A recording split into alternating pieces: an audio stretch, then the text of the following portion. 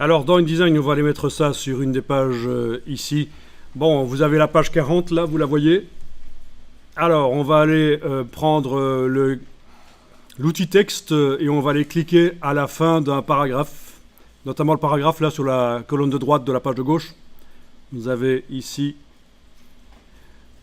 le curseur qui clignote, vous enfoncez la touche retour chariot sur le clavier, donc la grosse touche, la touche entrée, la grosse touche entrée, vous avez créé un paragraphe vide.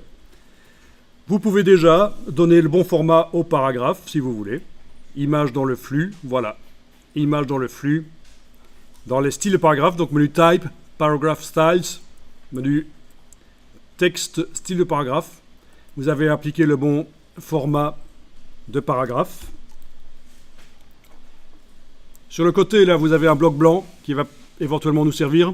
On va voir s'il est déjà déverrouillé. À mon avis, oui. Avec la flèche noire, quand vous le sélectionnez, qu'est-ce que ça dit? Oui, il se sélectionne. Sinon, parce qu'en fait, il vient du gabarit. Pour le déverrouiller, c'est CTRL majuscule et cliquer sur lui sur le PC. Commande majuscule, cliquer sur lui sur le Mac. Mais il est déjà déverrouillé. Donc, vous le sélectionnez bêtement avec la flèche noire. Vous faites un CTRL-C sur le PC, commande C sur le Mac.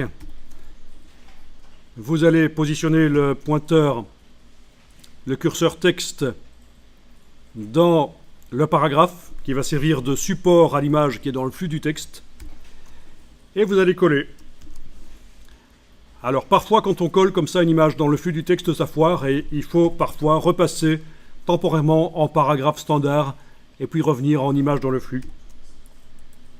Donc vous avez l'astuce, si jamais vous collez une image et que ça déborde sur le texte qui est juste avant dans la colonne, c'est appliquer le paragraphe standard, revenir sur le bon paragraphe, le bon style de paragraphe.